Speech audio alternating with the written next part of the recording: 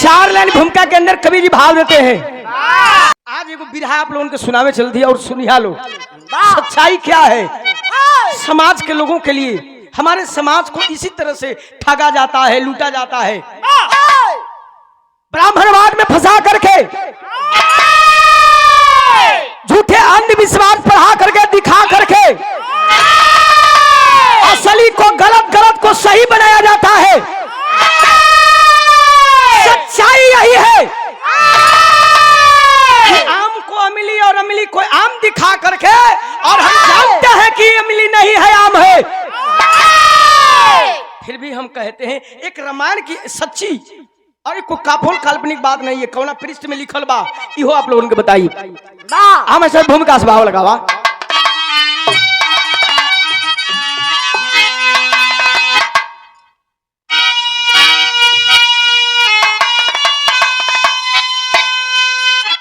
तो सब समारी में, तो सब समारी में लखन लाल मूर्छित पड़ा, गया शोक अंबर और बिलखनी लगा, गोद में ले अनुज को बिलखती प्रभु, अश्क आंखों से झरी झरी और बरसने लगा, हो दुखी तब विभीषण कहा राम से, दूसरा कोई और गवारा नहीं, लाए कोई सुखैन बैठ कोई अभी, इसके बाद अब कोई अरे सहारा नहीं।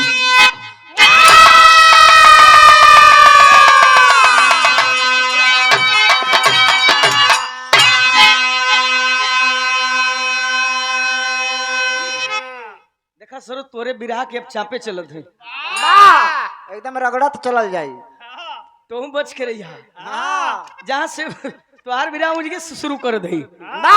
लक्ष्मण जी के शक्ति बाण लगल हो, सारी बांदरी सेना शोक में डूबा हुआ है। भगवान मर्यादा पुरुषोत्तम राम जी लेकर के गोद में लखन जी को रो रहे हैं, फूट फूट करके, मैंने बहुत भारी पाप कर दिया, बहुत भारी पाप कर दिया, आज तक जमाना ताना मारेगा। लेकिन बिरहवा में कवि जी बड़ी पुरान गजल का नमूना लिखले हुए। खवन गजल बा भैया,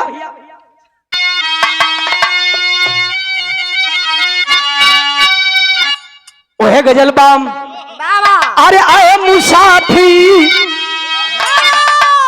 आए मुसाफिर भटकते हो क्यों दर बदर, मुसाफिर भटकते हो क्यों दर,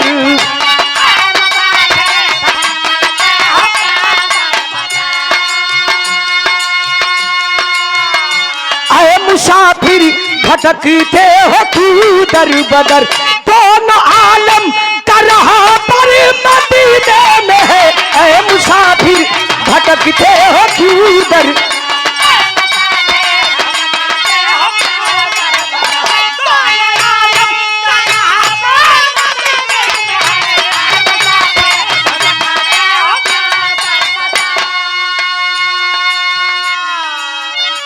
भैया ये तो गजल रहल। लेकिन भगवान मर्यादा पुरुषोत्तम राम जी गोद में ले ले हूँ लक्ष्मण जी की, कैसे रोवे, अरे राम रोते, अरे राम रोते बिलखते अनुज को लिए, बिलखते अनुज को लिए,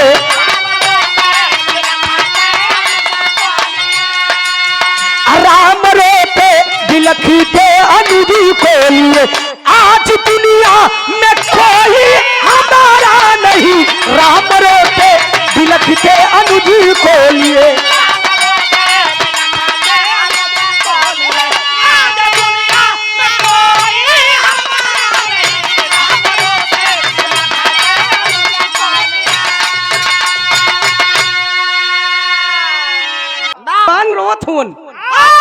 विभीषण जी बगलिया में बैठल, नल नील सुग्रीव जी भी, हाँ हनुमान जी भी गदा रख के नीचे रोवत हुवन।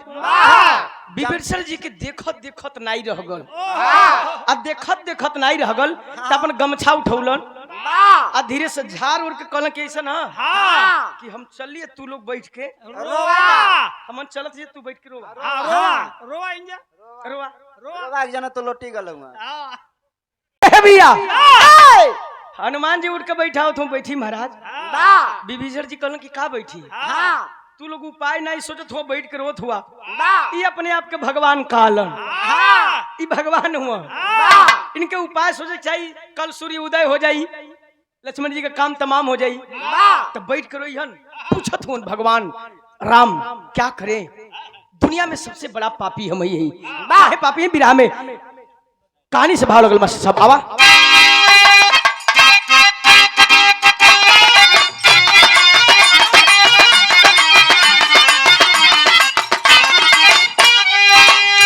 से ध्यान दिया, कहानी शुरुआत हो गई।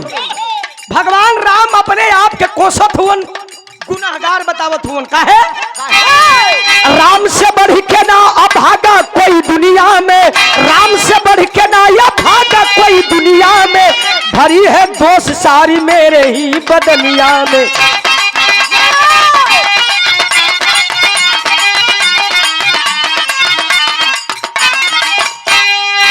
मेरे ही कारण पिताजी का स्वर्गवास हुआ, मेरे ही कारण पिताजी का स्वर्गवास हुआ, मेरे ही कारण भरत भाई जिंदा लाश हुआ।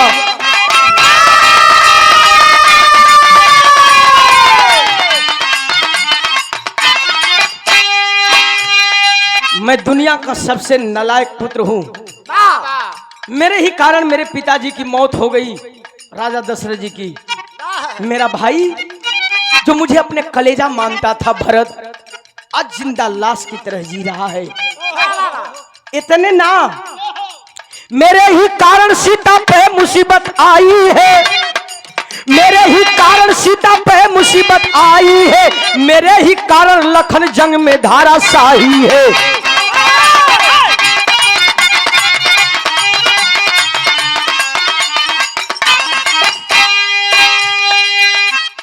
हम अगर बन ना रहती, अगर हम बन ना रहती, हमारी प्रिय जानकी का हरण नहीं हुआ होता। अगर मैं बन नहीं आया होता तो मेरा दुलारा, मेरा प्यारा, मेरा अनुज लक्ष्मण आज धाराशाही नहीं हुआ होता। सारी दोष मेरी है, और मेरे ही कारण माता तीनों मांग धो गई, मेरे ही कारण माता तीनों मांग धो गई, मेरे ही कारण दुनिया में अभागन हो गई।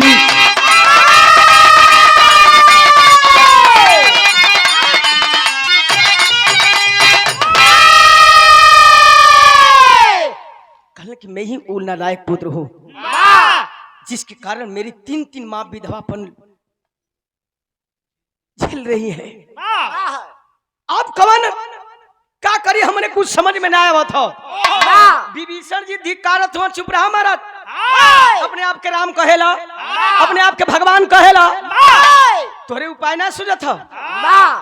कहलन कि नहीं भैया, हमार दिमाग फेल बा, हमार दिमाग नहीं काम करत, हम करी से का करी। तब विभीषण जी बतावत होन, विभीषण से बतावत हो कि सुना, अगर तुहार काम ना करत हो तो हमार दिमाग का काम करत हो। एगो काम करा, लंका में एगो सुखैन वैद हो, जे ओके लिया दही। लक्ष्मण जी जी हो, भगवान कल्याण का मास्टर तन से लाइन बड़ी पारंपरिक गीत लग गई। अब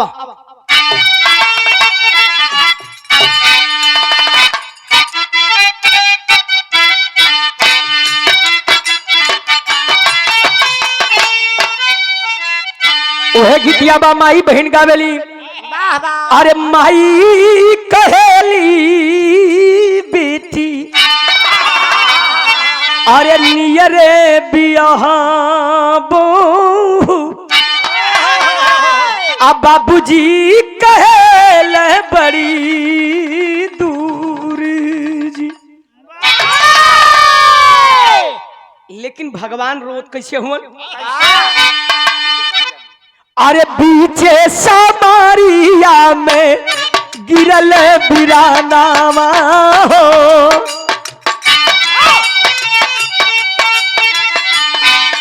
अरे बीचे समारिया में गिरल बिरानावा हो, लई गोदी रुए भगवान गो।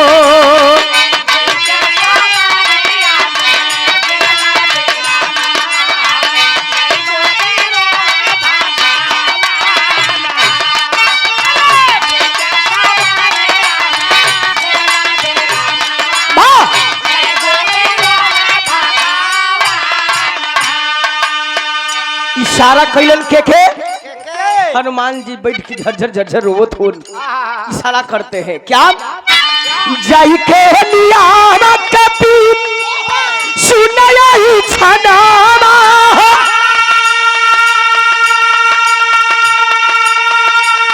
अरे चली भाई में तुरते हनुमान जी, हनुमान पहुँचे, अरे हनुमान पहुँचे सकुच भवानावा हो, हनुमान पहुँचे सुखन भवानावा हो, सुखन से कहे पुली खाई जी।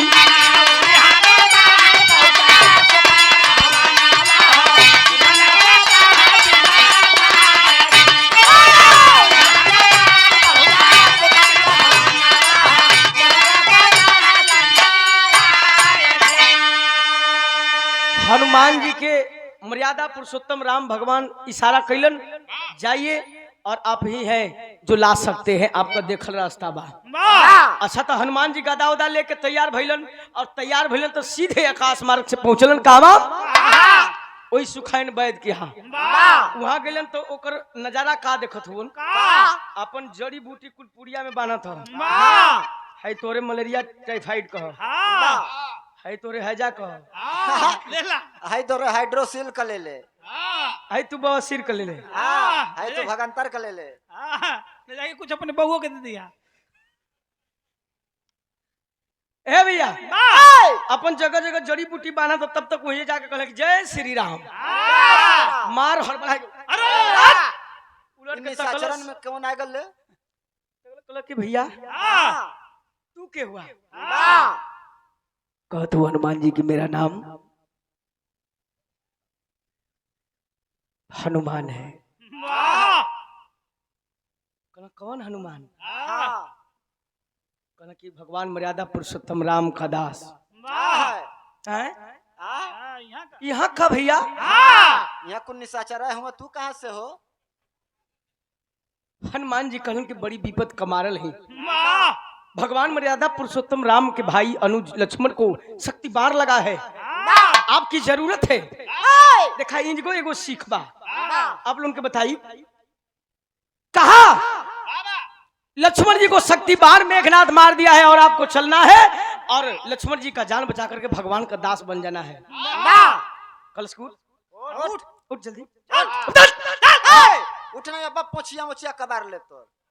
हनुमान जी खड़ा बोले कहलन की का बात भैया कोनो गलती कर दिली हो, गलती ना महा गलती किया है, तुम्हारी औकात कैसे हो गई हमें लेने आ गए, कैसे सोच लिया कि मैं जाऊंगा लक्ष्मण की जान बचाने के लिए। कहला काहे, चल चला भैया बाबू हमार तू ही हुआ, पूरे हाथे परत हुआ वो अपन हटो रे ना जाए। देखा कहा जला कि डॉक्टर भगवान का दूसरा रूप बताया करते हैं बाबूजी।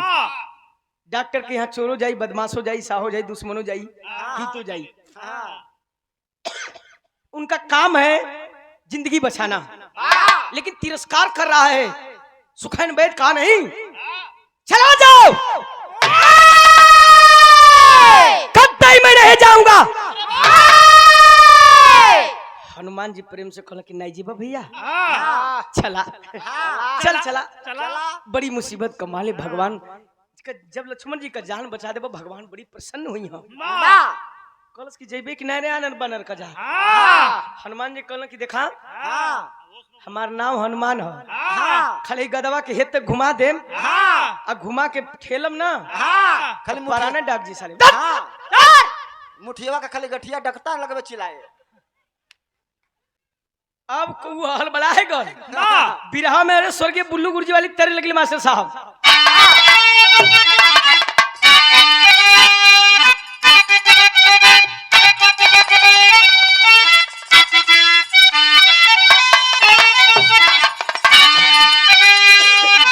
हमारे बुल्लू गुरुजी का मैं आरी अंगने में फूले फूली आरी अंगने में फूले फूली के नवाए नानदो अब बजले बधैया दुअर।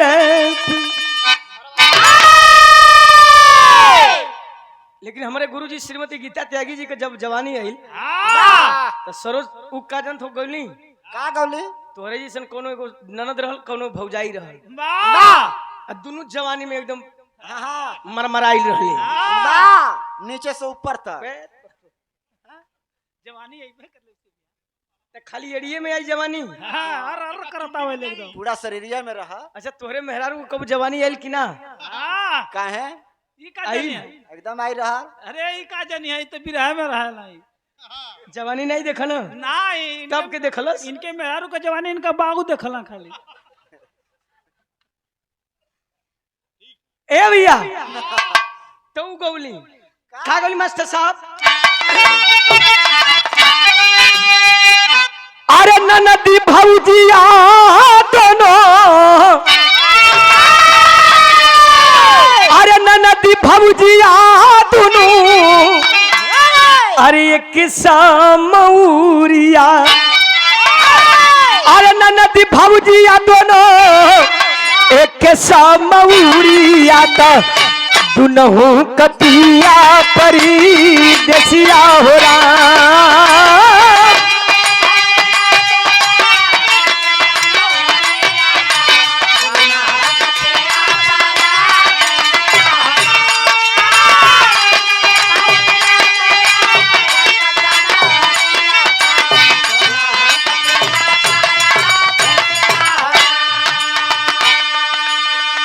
सुखैन वैद कहा लक्ष्मण जी क्षमा करेंगे हनुमान जी से करब नाही लखन के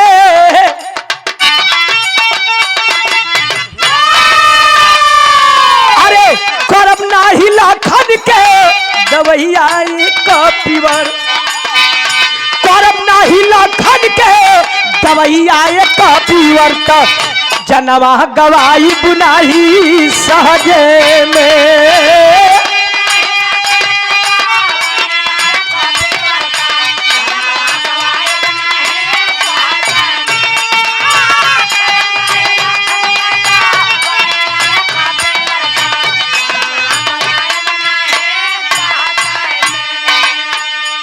हनुमान जी कहना काहे ना करब तू तो डॉक्टर हुआ तो से उसे का मतलब हो।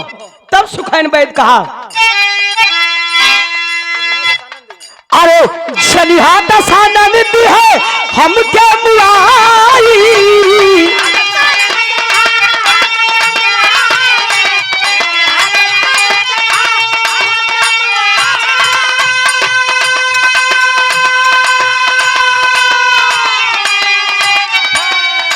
हमरो परान नहीं क्यों बचाई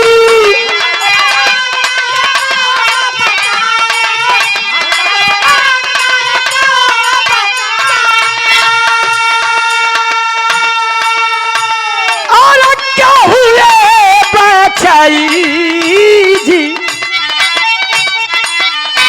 कल कौन दोष उपैया कपिवा अरे काला कौन दोष उपैया कपिवर तो जनवा गवाई बुनाही सहजे में।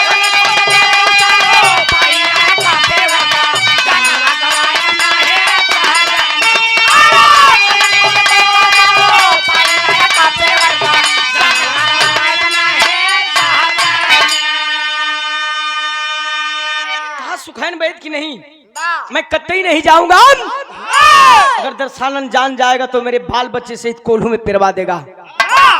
हनुमान जी फिर मनावत हो चल चला भैया हाँ तू ना जीवा लक्ष्मण जी मर जी हन भगवान अधीर हो जी हन वाह फिर टाइट हो गल वाह कल की कब निकल कि ना जाई वाह काहे बार बार हमके रख जिया निकल ना जी हाँ अड़िया गल एकदम अड़िया गल ए भैया वाह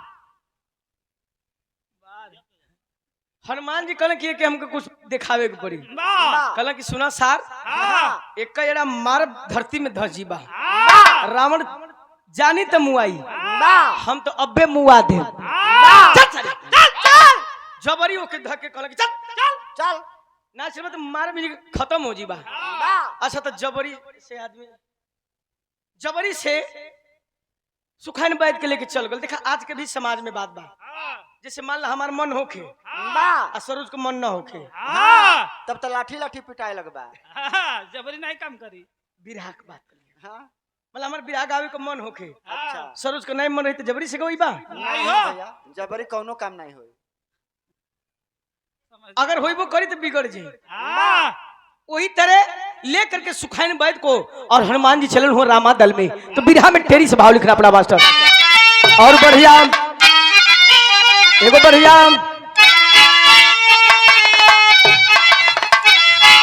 अरे विपतिया श्री राम पे पड़ी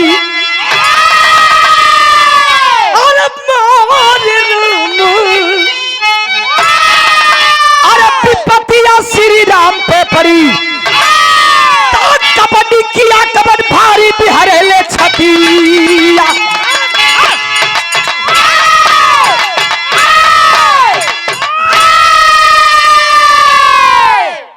विपतिया श्री राम पे पड़ी कबड्डी किया कबड्डी भारी बिहरेले छतिया विपतिया श्री राम पे पड़ी वाह चोर देखा अगर कह दे कि ये लोग को देहात में कहला लोग कि चोरी छूट जी लेकिन तुमा फिरी ना छुटी चुगलखोर का चुगलखोर ही छुड़ा दे लोग लेकिन कहीं ना कहीं अपन चुगलाई कही दे वाह छली कपटी अपन छल कपट जरूर कर दे वाह वाह सुखैन बैद सोचता कि जबरी से तो ले चलता रहा हाँ जियाई तो ना बल्कि मुआ दे हाँ जियहू लाक रही हाँ हाँ तो जियाही नहीं ना सुखैन बैद गया यहाँ तक आप लोग रामचरितमानस में और रामायण में आप लोग पढ़े होंगे देखे होंगे टीवी पर भी और रामचरितमानस में पढ़े भी होंगे वाह सुखन बैद गया है और कहा कि ऐसे नहीं जिएंगे वाह कोई अगर धावलागिरी पर्वत से संजीवनी बूटी ला देगा तो हम जिला देंगे वाह अब दिमाग लगावा था आप सोचिए लोग सुखैन बैद दिमाग लौलस कि धौलागिरी पर्वत से कोई ला जाएगा लाने के लिए हाँ जमीन तुमले हनुमान जी गदा उदा लेके तेल में कि हंस तेज हका कुलून से हाँ कहला कि मैं जाऊंगा वाह जय श्री राम जय श्री राम हाँ जब वहीं आगे बोला कलर सुनो सुनो सुनो सुना सुना जात तो जरूर हुआ वाह लेकिन एगो बात याद रखी हो हाँ धौलागिरी पर्वत पर जहाँ संजीवनी बूटी है जहाँ दीपक जलत हो वाह आप लोग टीवी पर भी देखले हो भाई दिखावल गल बा वाह वो जानता था हाय जड़ी बूटी को ओकर काम में रहल प्रतिदिन वह काम करे वाह तो वो जानत रहे कि भर पहरिए दीपक जलत हो लेकिन गेम खेलता का गेम खेलता कि कहब कि दीपक जलत तो जई हां आ सोचिए कि भर पहरिए दीपक जलत था कि ह जरिया कौन वाह संजीवनी बूटी ह कौन तो फिर जई हां ओकर बाद अइहां फिर पूछ के फिर जई हां देखे अइहां तले हो जी बिहान लक्ष्मण जी मर जी हम यहर से बच जी ओहरो से बच जाई यह दिमाग लौलस वाह हनुमान जी से कहलस हनुमान जी चलल हो तो बिरहा में भाव लगा अरे कह प्रभु सुना कपि से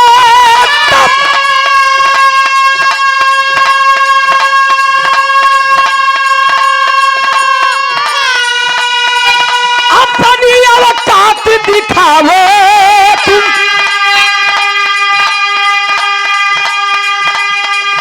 अरे आज अभी जाकर क्या सुनी ना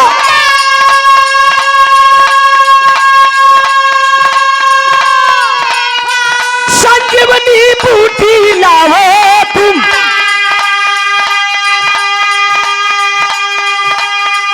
अरे पान से तेज पवन सुति सुनी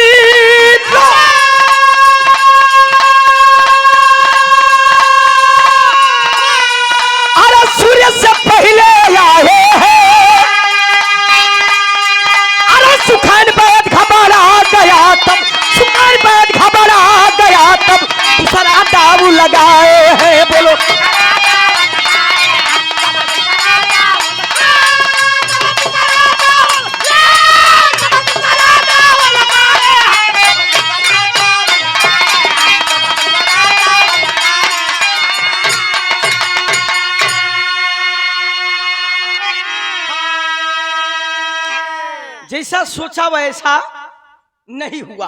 वाह सुखैन बैठ जैसा सोचा था वैसा नहीं हुआ। वहाँ गई हनुमान जी पूरा बहर पड़ी दीपक जलता। हाँ देखलन घबराएगी ना वाह का करी।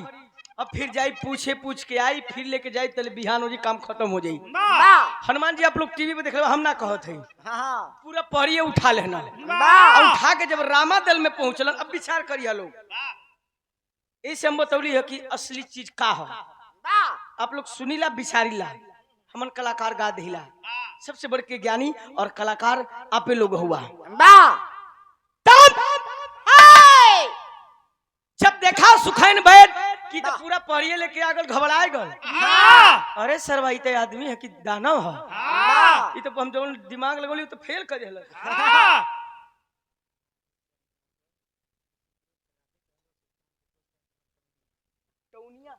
लेके हनुमान जी अइलन अब मार्ग पसीना पसीना बलवन गइलन सुखैन बैठ के कहलन कि उठ सारे उठ उठ आओ आओ ले कबार अब जड़िया कबार आ बुखार टूट जाई कहले कि जल्दी उठ हां आ जड़ी कबार के लिया हां अलिया के पीस के जल्दी पियाओ। हनुमान जी जी जा अरे क्षमा करेंगे लक्ष्मण जी जी जा हमके सुकून मिल जाए। हां कहल सुना हां ऐठा मत हां ऐठा मत हां सुना ई जड़िया इसे ना पियाई। हां अब कैसे कहल कि तब कैसे दूसरा दाव लगाता एगो फेल हो गल दूसरा उ दाव का लगल बिरहा में बड़ी रोमांटिक गीत लगल। और ई देखा आज के 20 साल पहले भोरहरी में गीत बजे तो बड़ा सुंदर लागे। वाह सरोज जी ये गीत के सरोज जी भी गौली हो हां लेकिन तू ना देखा कौन गीत मास्टर तनी तू बजावा।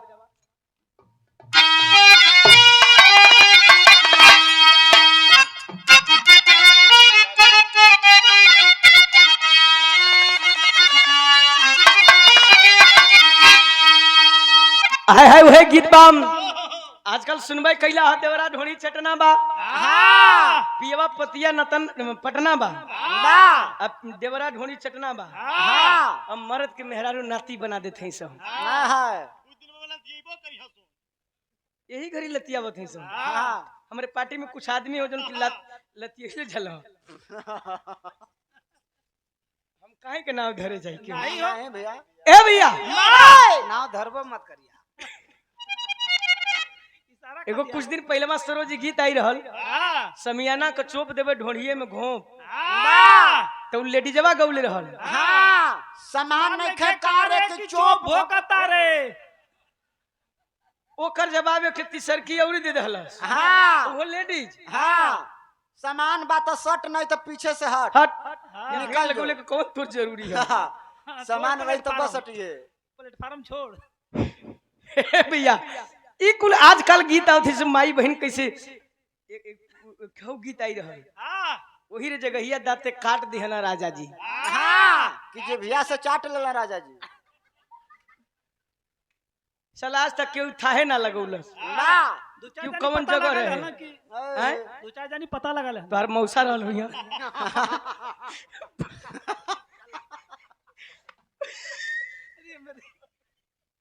कोठे मौसीन करनी हो लेकिन ई गीत कैसन बा बा आजकल देवी गीत एगो देवी गीत भी आवत ह हाँ त नवरात्र में बजत था यह पंडाल के पीछे चुमी चुम्मा हुई ऐसे दुर्गा माई देखिए नहीं ई देवी गीत आवत था आज के जमाना में बारे साला जमाना अब बारे भोजपुरी का गवैया ए भैया लेकिन हाई गीत कैसन बा अरे तूने अजीब रचा भगवान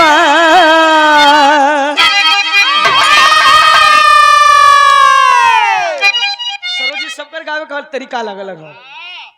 तूने अजीब रचा भगवान खिलौना माटी का तूने अजीब रचा भगवान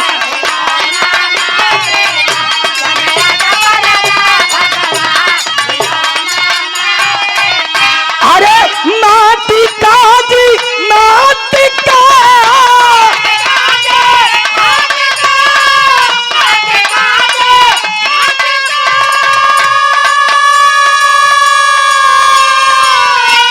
अरे माटी का जी माटी को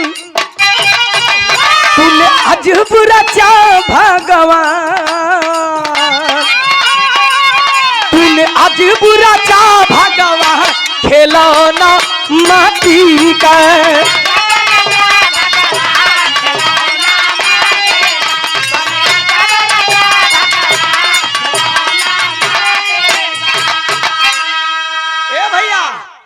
दूसरा दाव लगाओ तब सुनो, हमारे बिरहा ई जगह से रामचरितमानस से हट गई।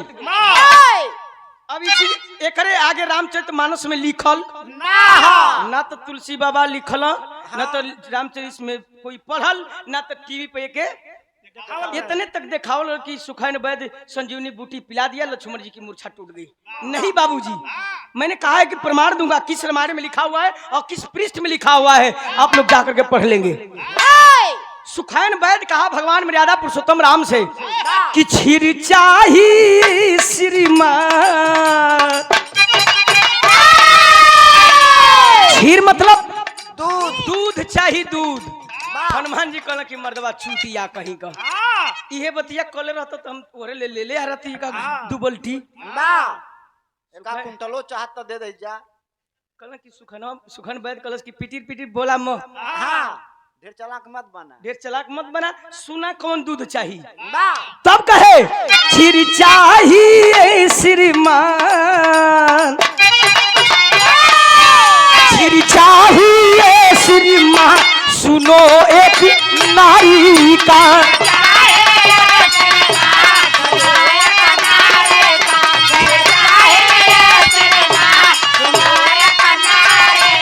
हनुमान जी कहला कि वह मेहरारू का दूध ना चाहत रहे, वो लिया देने रहती कलश की वो मेहरारू का ना चाहिए।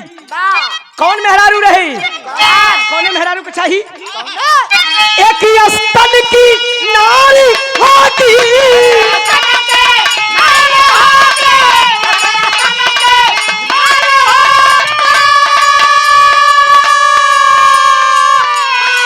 तब दुर्लखन की बीमारी होती।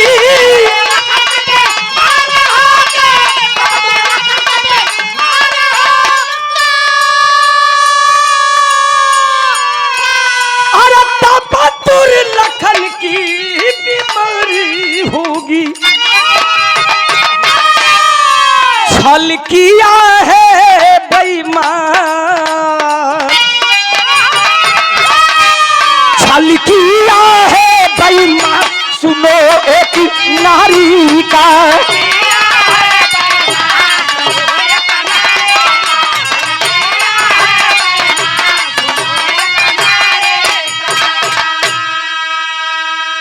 हालांकि एगो मेहरारू को दूध चाहिए, वो कैसन मेहरारू होके के चाहिए? एक स्तन वाली, मतलब एक छाती होके खाली वो करे। अब सवाल बा आप लोगों से, धरती पर कई गो मेहरारू वाली से एक छाती वाली, एक स्तन वाली, केहू के मालूम बा? अगर जे के मालूम हो के वो हाथ उठावे। मैंने बतौले हैं तू लोग के, ये लोग से हमन पढ़ा लिखल है जा, केहू के जानकारी बा? कोई है नहीं बा, कोई नहीं। सुनो हम बताओ थे ना जानकारी। तारा और मंदोदर, वो कैसे? एक रावण की औरत मंदोदर और एक तारा की औरत, बाली की औरत तारा। कहानी लंबा चली, तनी से सुन लाई जी के बस सो के देख लिया लोग। ये से दिमाग लगुल सुखैन वैद्य कि बाली के मन ले रहना भगवान राम। जब बाली के मन ले रहना भगवान राम तो जगने मेहरारू के मरद के तू मरले रहब, ओसे कोनो सामान मांगे जेब तो देही कि उतार मोजदारी कबाल ले कुल कबार के रख दे काट ले की। ए भैया दिमाग लो उसकी तारा तो देवे ना करी। अब भगवान को सगे दुश्मन रावण है तो मंदोदर कहाँ से देही? दूधवा ना मिली तो एगो बहाना मिल जाए कि दूधवा ना मिले तो ऐसे जड़िया पियाई कैसे एहरो से बच जी, ओहरो से बच जाए। हनुमान जी कहलन कि रुक रुक रुक रुक रुक, वो टंकी लखत है, मिली तो मिली, नहीं तो जय सिया राम। रुक एक चट्टी देखे दे। चलल हूँ हनुमान जी, कहाँ पहुँचल मास्टर साहब?